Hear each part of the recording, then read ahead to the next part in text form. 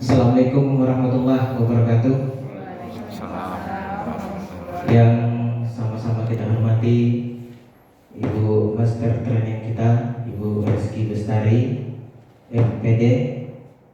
Selanjutnya yang kita hormati rekan-rekan peserta diklat calon kepala sekolah Dinas Pendidikan dan Kebudayaan Kota Pelalawan kerjasama dengan LPPKSPS Kemdikbud dan dipenitiai oleh LPMP Provinsi Riau. Kelas B sebanyak 15 orang yang saya muliakan berbagi hari ini. Izinkan saya akan mempresentasikan laporan OJT saya, OJT 2 saya.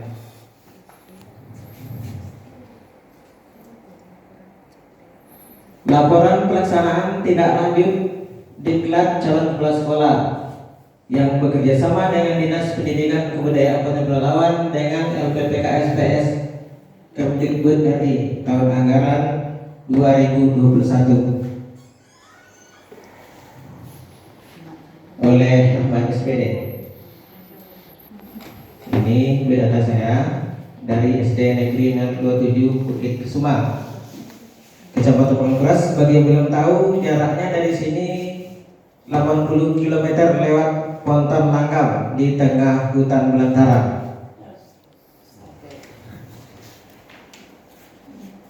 Oke. Kita mulai dari bab 1, pendahuluan. Apa yang melatar belakangi kegiatan OJT ini adalah pertama, Permendiknas nomor 13 tahun 2007, ini berlebih angkanya. Yang kedua, Permendiknas nomor 28 tahun 2010, yakni latar belakangnya seorang kepala sekolah atau kepala madrasah itu diharapkan memiliki beberapa kompetensi, diantaranya kepribadian, manajerial, kewirausahaan, supervisi, dan sosial. Pada kenyataannya, tidak semua kepala sekolah atau madrasah menguasai seluruh kompetensi secara utuh. Terdapat kecenderungan kepala sekolah atau madrasah menguasai beberapa kompetensi saja, sehingga dibuatlah pendidikan dan pelatihan calon kepala sekolah ini untuk memenuhi kriteria yang belum dipenuhi oleh seorang kepala sekolah. Apa tujuannya? Pertama, meningkatkan nilai kesosialan. Yang kedua, meningkatkan kemampuan guru dalam apa? Yang pertama, proses pembuatan RPP. RPK saya adalah di pembuatan RPP. Yang kedua, meningkatkan guru dalam penyusunan perangkat pembelajaran. Ketiga, meningkatkan pengetahuan tentang kompetensi manajerial. Apa hasil yang diharapkan dari OJT 2 ini, dari seluruh kegiatan? Ini hasil yang diharapkan, ya. Itu nampak foto kita, sebagian dari kita ya sedang melakukan kegiatan. Yang pertama, meningkatnya nilai kesosialan. Yang kedua, meningkatkan kemampuan guru dalam proses pembuatan, meningkatnya guru dalam penyusunan perangkat pembelajaran. Keempat, meningkatnya pengetahuan tentang kompetensi manajerial. Jadi hasil yang diharapkan tentu grafiknya adalah naik. Nanti perkara di lapangan apakah tetap melandai atau turun atau naik, itu adalah fakta yang berbicara di lapangan. Tapi hasil tetap yang diharapkan adalah grafiknya naik. Ini kondisi nyata sekolah magang. Yang pertama, sekolah magang 1, yakni sekolah saya sendiri, tempat saya mengabdi, SD Negeri 027 Bukit Kesuma, Kecamatan Palangkuras. Yang kedua, sekolah magang 2, SDN 06 Sore 2, Kecamatan Palangkuras. Ini kalau lokasinya berbanding terbalik, yang 27 Bukit Kesuma itu tengah hutan, 60 km dari ibu kota Kecamatan Pekalongan Sore 1.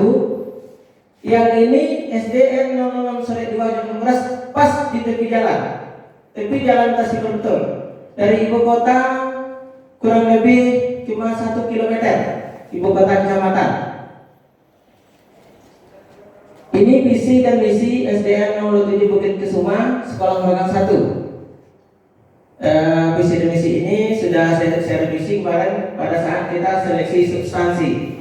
Awalnya visinya tidak ke siswa, jadi setelah saya tahu pada saat seleksi substansi saya ubah yang visi misi ini.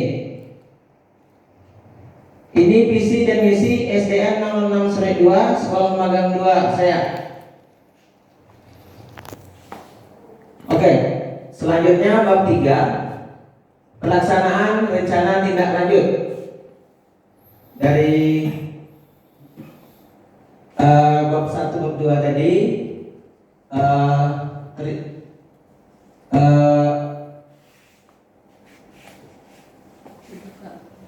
untuk pelaksanaan tindak lanjutnya tercapailah judul RPK, Rencana Proyek Pemimpinan, yakni peningkatan kompetensi guru melalui workshop pembuatan RPP di SDN 07 Bukit Kesuma judulnya. Ini langkah-langkahnya dalam kegiatan RPK dan sekaligus PK, yakni pembuatan perangkat RPP, supervisi guru, supervisi pembelajaran, kegiatan pembelajaran itu ada di video 7 menit ya. Supervisi pembelajaran dan supervisi guru juga ada.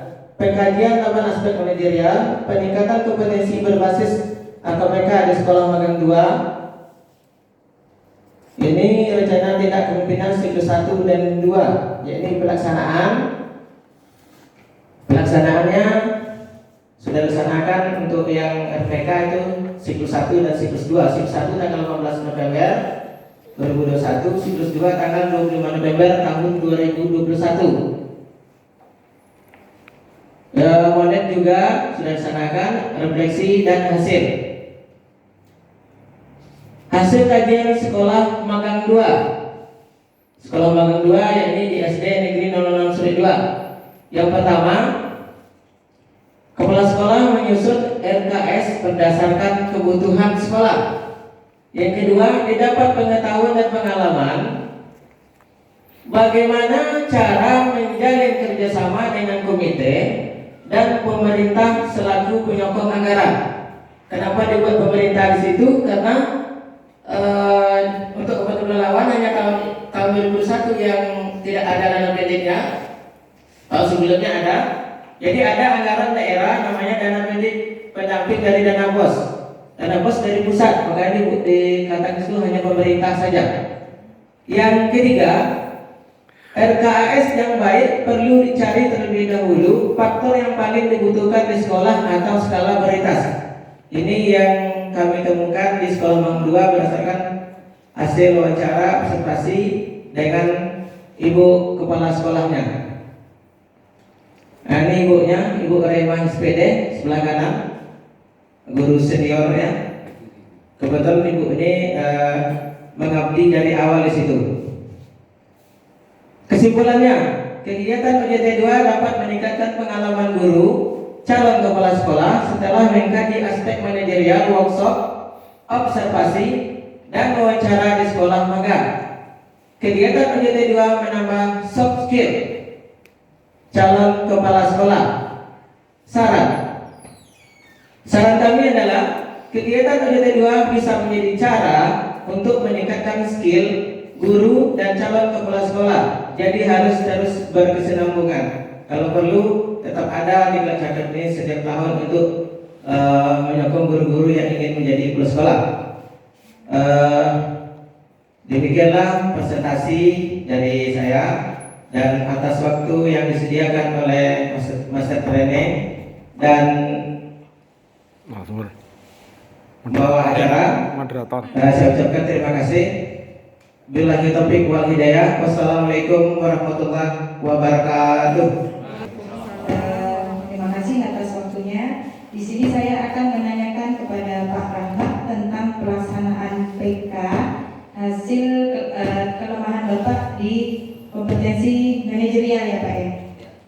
Jadi apa yang bisa Bapak ambil dari PK, pelaksanaan PK di Magang 2 ini untuk diterapkan di sekolah Bapak? Terima kasih. Wassalamualaikum warahmatullahi wabarakatuh. Baik, langsung aja kita jawab Pak Ahmad, nanti baru Oke. Terima kasih saya ucapkan kepada rekan saya Sri Retno Juniarti SPD. Semoga dalam beberapa tahun ke depan nambah ya MPD gitu ya. Kebetulan kami satu alumni di SMP Negeri 1 Bangkuras, cuma dia adik kelas. Apa yang saya dapat ya? Tentu kita kalau mengunjungi suatu tempat, tentu ada yang ingin kita raih di situ. Nah, ini kan peningkatan kompetensi calon kepala sekolah. Apa yang kurang dengan saya? Saya akui, saya kurang lebih 3 tahun jadi kepala sekolah. Yang memusingkan itu adalah RPJMD yang 4 tahunnya, apa namanya itu? Yang satu RKAS, RKS dan RKAS 1 tahun. Nah, karena itu saya berusaha untuk mencari apa-apa yang kurang pada diri saya gitu selaku PLT kepala sekolah. Maka saya pergilah ke tempat ibu ini dan saya pilih sekolah ini bukan karena terletak di kampung saya, karena itu sekolah tua, karena urutannya 006 gitu ya. Paling tinggi sekarang 009. Jadi saya anggap ini yang paling tua dan banyak hal-hal yang bisa menjadi pengalaman kita selaku pelaksana tugas. Nah, yang saya dapatkan situ terkait kepribadian atau RKS? Yang manajerialnya. Ya, berarti RKS-nya ya. Yang pertama, perlu kita ketahui RKS berhubungan dengan uang. Jadi tidak semua kepala sekolah mau terbuka pada saat kita masuk ke sekolah. Kalau istilah senior saya katakannya, maaf ya, kita masuk ke sekolah Magang 2 itu kita menelanjangi sebenarnya yang tidak baik di sekolah itu. RKS begitu saya masuk hari pertama, suruh duduk, langsung apa yang bisa saya bantu? Aman? Ini Bu, ini silakan RKS. Kalau apa? Kita kasih. Jadi bagaimana caranya Bu? Supaya bisa dibuat dan itu sesuai dengan kebutuhan sekolah. Diadakanlah rapat.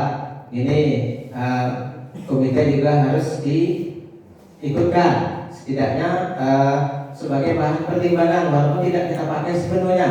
Karena kita menyadari juga komite itu tidak punya basic tentang pengelolaan keuangan dan dia tidak tahu aturan 11 item di dana pos itu juga dia tidak tahu. Jadi kalau dia berkeras juga kita tidak boleh berkeras, dia tengokkan ya. Itu yang bisa saya dapatkan. Dan jelas keterbukaan, ibu itu terbuka untuk memberikan informasi untuk menambah wawasan tentang kompetensi manajerial tentang pengelolaan keuangan ini RKS. Terima kasih. Gimana Bu Retno? Baik. Lebih kurang waktu kita 2 menit lagi untuk satu penanya. Ya, kami silakan kepada satu orang lagi karena waktu kita 2 menit. Ya, Bapak Zabrawi. Pada kesempatan ini kami bertanya tentang kegiatan RPK Bapak yang siklus 1 dan siklus 2, bagaimana peningkatan dari hasil kegiatan itu Pak? Kesimpulan dari seluruh kegiatan. Iya betul. Apakah itu RPK dan PK? Oke. Yang jelas hasil yang didapatkan adalah pertama meningkatkan pengalaman guru. Karena guru saya libatkan betul-betul dalam pelaksanaan workshop RPP terutama di siklus 1. Dan ketika saya berikan itu soal Pak pretest, ucat kepada mereka. Saya bilang saya tidak menilai Bapak dan Ibu, ini hanya seremonial pretest, saya ingin tahu kemampuan Pak Ibu. Selanjutnya untuk kita calon kepala sekolah hasilnya adalah tentunya meningkatkan pengalaman manajerial kita selama kita melaksanakan kegiatan termasuk OJT 2 dan in service training. Terima kasih. Bagaimana Pak Samrawi? Ya baik. Waktu untuk rekan-rekan sudah habis, kita masuk kepada Ibu Nana.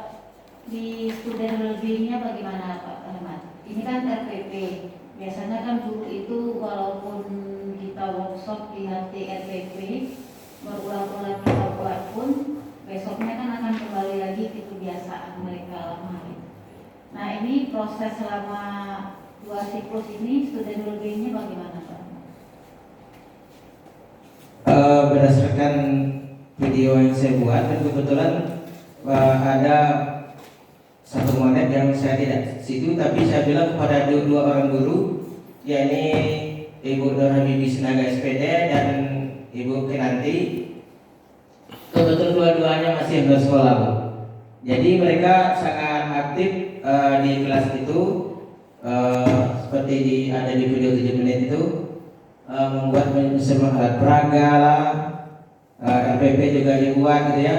Jadi secara kasat mata saya nengok langsung ya, pada saat saya meninjau di pintu itu terlihat anak-anak itu antusias, sangat antusias mengikuti pembelajaran. Itu yang saya nampak langsung gitu loh. Itu. Yang ini apa? Yang ketika anak-anak berproses dengan media itu yang didapat anak apa Pak?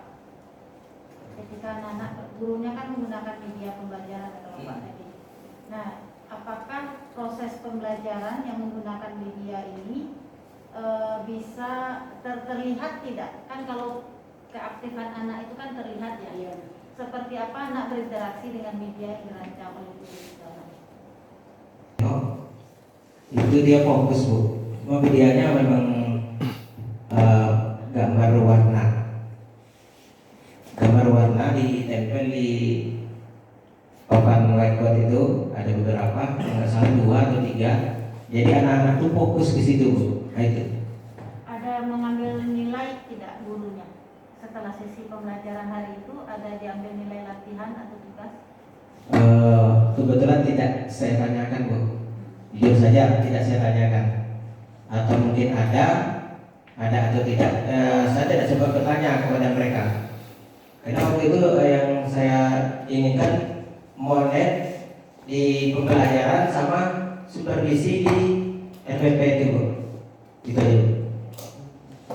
Saya manajerial, saya mencari posisi kajian manajerial Pak Ahmad.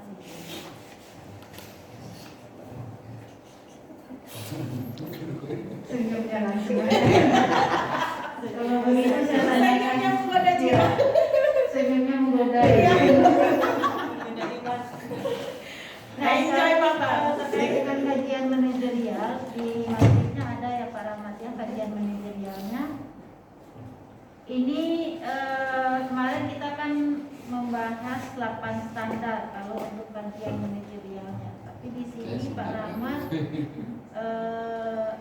kajian manajerialnya bukan 8 standar juga ya? Iya, Bu. Iya. Ya. Jujur. Kemudian di PK, ini PK-nya kan lebih ke ini ya, ke RKS. Iya, RKS, Bu. Ya, saya sudah baca ini RKS, tetapi kesimpulannya ini saya cek kesimpulan, mungkin bisa dijelaskan karena saya tidak menemu garis benang-benangnya antara kesimpulan Pak Rahmat dengan uraian di depan. Kalau di PK ini kan upaya inovatif kepala sekolah dalam hal ini menciptakan sesuatu yang baru dan keberanian untuk mengambil risiko dalam mendapatkan suatu keuntungan untuk seluruh sekolah. Salah satunya dengan cara mencari dan mengelola dukungan dari masyarakat baik berupa dana pikiran moral. Ini seperti kesimpulan kemitraan ya. Iya. Mungkin bisa dijelaskan karena yang di depan ini kan RKS. Pak Ahmad sudah menjelaskan bagaimana dasarnya RKS itu dirancang oleh sekolah. Tapi tapi kesimpulannya tidak menggambarkan RKS. Itu bisa dijelaskan? Terima kasih Bu atas pertanyaannya. Kemitraan di sini bukan berarti kemitraan dalam arti ada sumbangan berupa uang atau barang dari pihak luar. Kemitraan di sini juga bisa berarti adanya kerjasama manajerial, informasi yang baik antara pimpinan di sekolah dengan pihak masyarakat yang diwakili oleh komite sekolah gitu. Itu kemitraan namanya. Terkadang Bu, kalau komite ini kita jauhi Bu, bahaya Bu. Jadi kepala sekolah ini dia berusaha merangkul gitu, bukan memukul. Itu penjelasannya Bu.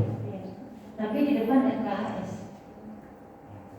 di Ya. depan PK-nya RKAS, kesimpulannya kemitraan. Kalau Ya. kan kalau Oh, depan- hubungan dua itu. Iya, Nah. kenapa di belakangnya kemitraan, di depannya RKAS? Dalam penyusunan RKAS, rencana kegiatan anggaran sekolah, itu kita harus berkonsultasi juga dengan pihak komite sekolah, terutama ketua komite. Nah, jadi RKAS ini ditandatangani oleh ketua komite Bu, kepala sekolah, dan diketahui oleh kepala dinas pendidikan daerah Kabupaten Pelalawan. Jadi kalau ada yang kurang pas itu akan direvisi lagi. Nah, ibaratnya kalau di kabupaten kota atau provinsi itu antara eksekutif dengan legislatif itu harus sejalan. Kalau tidak sejalan pasti dihambat. Ini kalau penjelasan saya tentang pola kemitraan tadi. Baik, cukup. Jadi, terima kasih Pak Rahmat. Aplaus untuk Pak Rahmat, Bapak Ibu. Ya.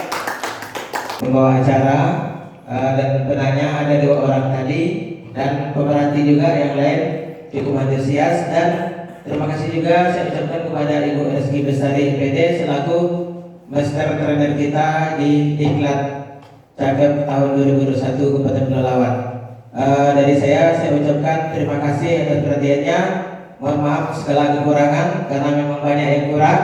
Billahi taufiq wal hidayah. Wassalamualaikum warahmatullahi wabarakatuh. Terima kasih kita ucapkan